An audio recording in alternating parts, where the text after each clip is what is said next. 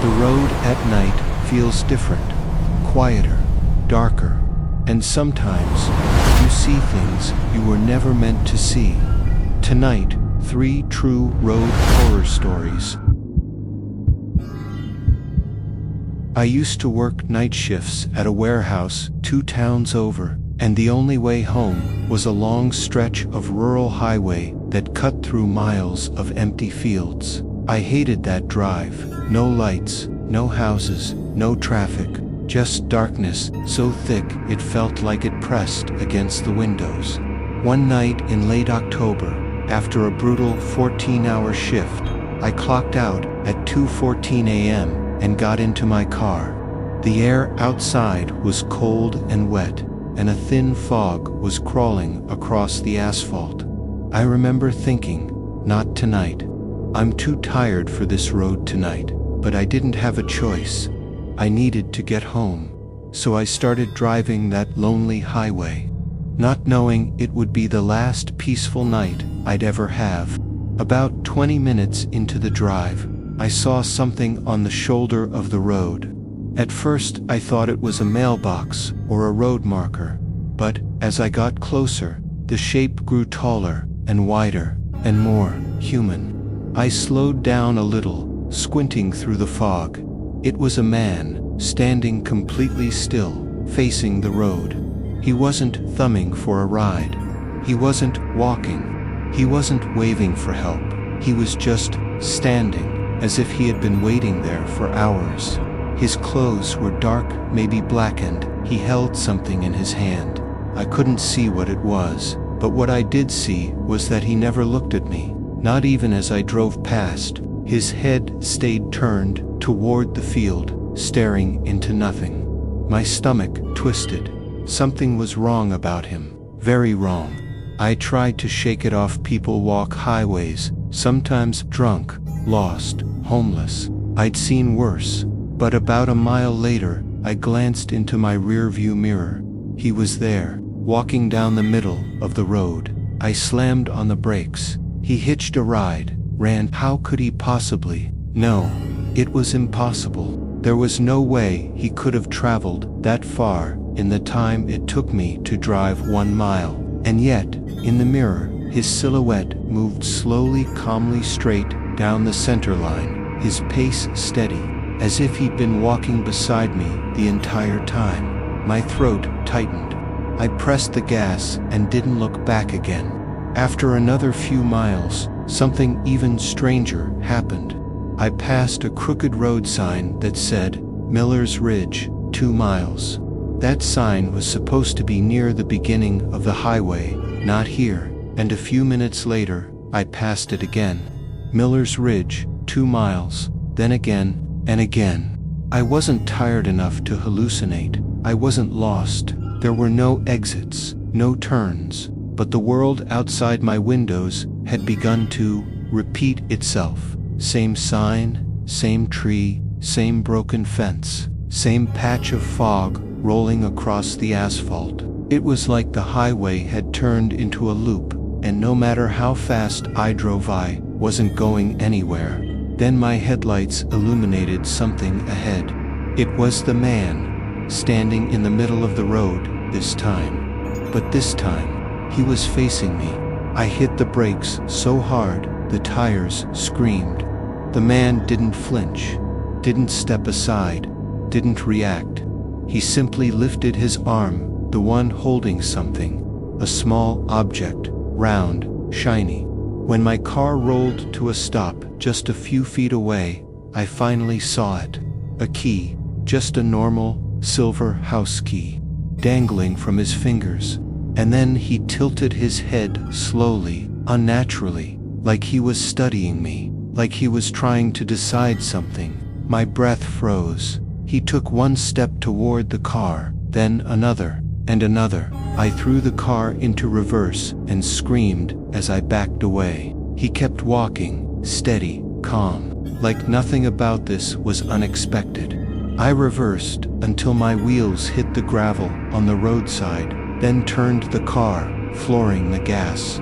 The fog swallowed the road behind me. My heart felt like it would tear out of my chest. 5 minutes passed, 10, 15. The road signs finally changed. The loop was gone, and the man was nowhere behind me. By the time I got home, I had almost convinced myself it was exhaustion, stress, imagination. But when I stepped onto my porch, something glittered under the welcome mat. I froze. It was a silver key, the same one the man had been holding. Along with it, a folded piece of paper, with 4 words written in shaky handwriting. "You dropped this tonight." I work as a medical courier, which means a lot of my job happens at night.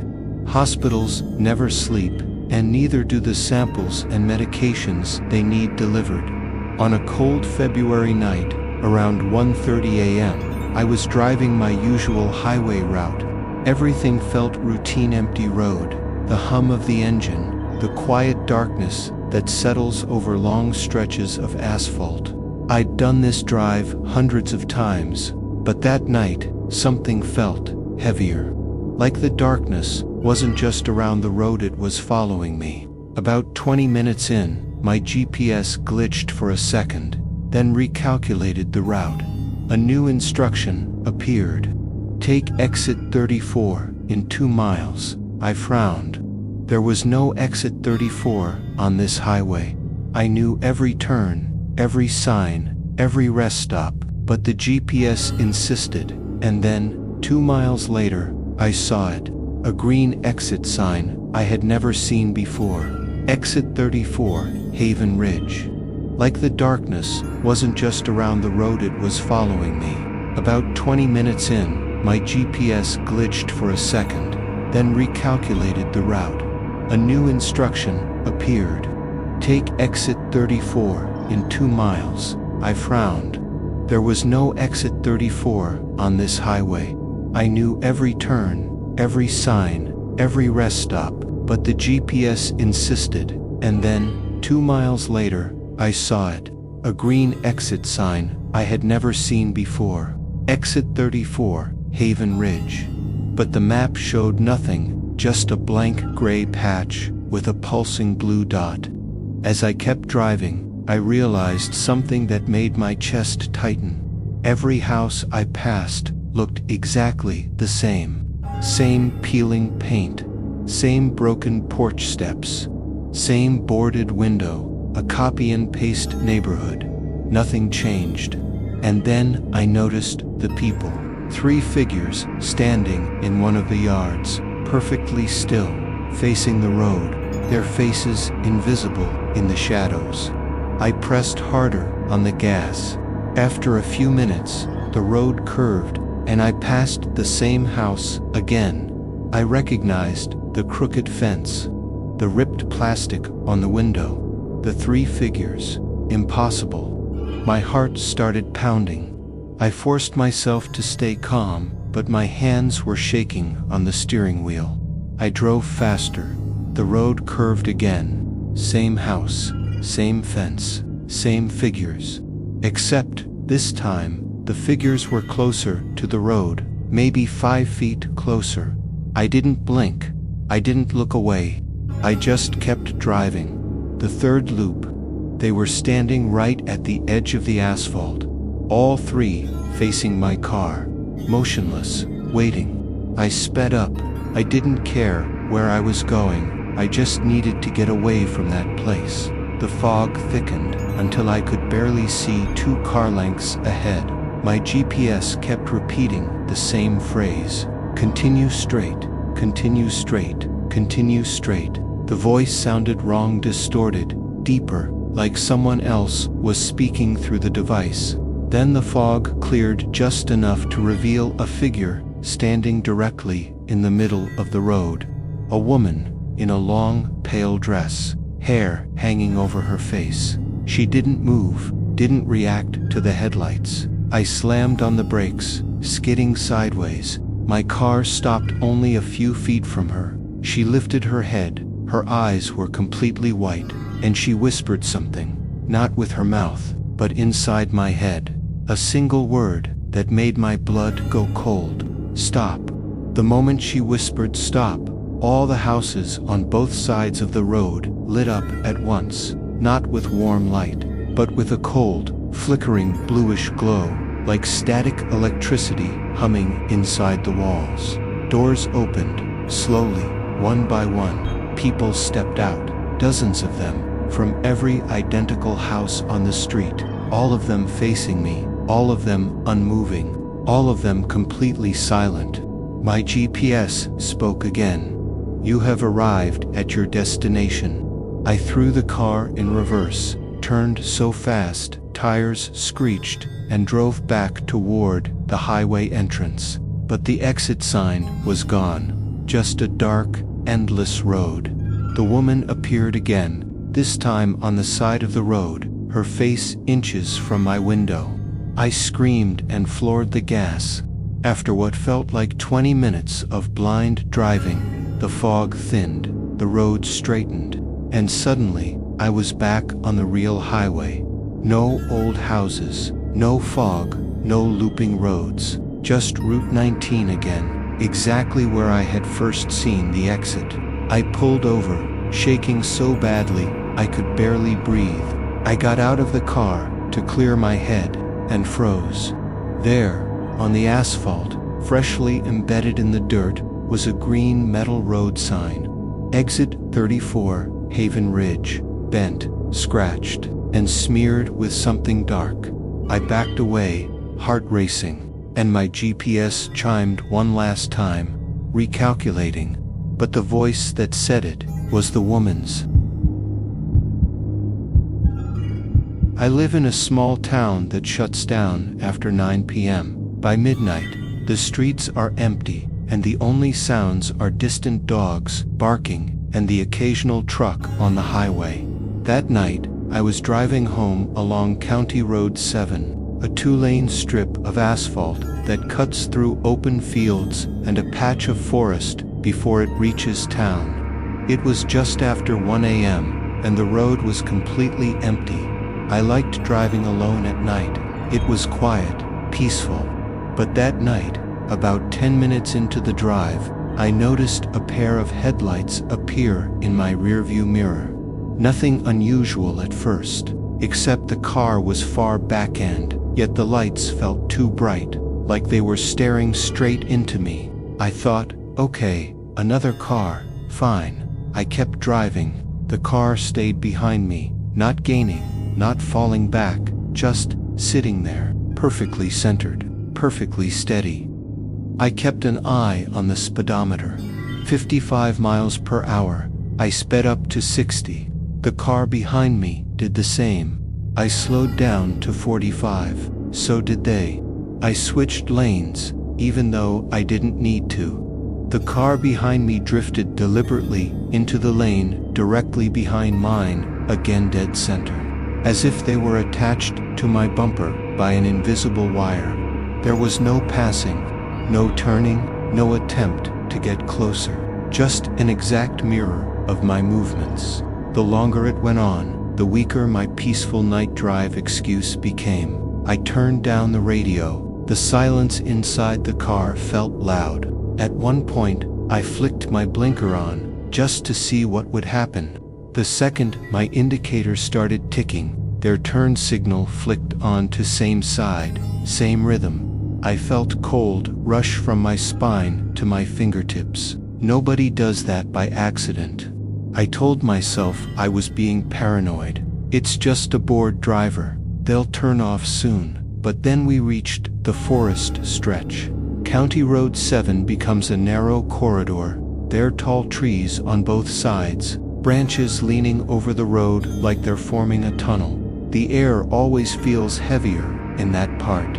As soon as I entered the tree line, my radio crackled. Static filled the speakers, even though there was no station playing. My headlights seemed to dim. The darkness between the trees swallowed the edges of the road. The car behind me followed, of course, same distance, same position. I glanced in the mirror again. For a brief second, the headlights behind me flickered, not like a bulb, Like the entire car glitched. One frame, it was there. The next frame, it was just darkness. Then there again. My chest tightened. I slowed down near a small gravel pull-off, where people usually stop to check their phones or let faster cars pass. I pulled off the road and came to a stop, heart pounding. If it was just some normal driver, they'd keep going. The car passed me, but it didn't look right. As it rolled by, I expected to see a normal sedan, maybe a tired guy gripping the wheel, eyes forward. Instead, I saw no make, no model, no license plate, just a shape of a car, something that looked like a car, too smooth, too dark, too reflective, like wet ink molded into that shape. And the driver was sitting way too close to the windshield. Its face, if you could call it, that was pressed almost against the glass, pale, stretched like old wax. No eyebrows, no hair, just two dark, sunken holes where eyes should be. As the car passed in front of me, its headlights never swept across my dash, never flared the way real lights do. They just remained two flat, white circles, and the driver's face never moved. Didn't glance at me, didn't blink, didn't exist the way a face should. My body went numb. The thing driving that car looked like a mannequin, made using the idea of a human face, but with all the important parts missing. It rolled past, and then, a few feet ahead, turned smoothly back onto the main road. I exhaled, shakily relieved I'd never have to see it again. Then it stopped. Right in the middle of the lane. No brake lights, no signals, just stopped. Waiting.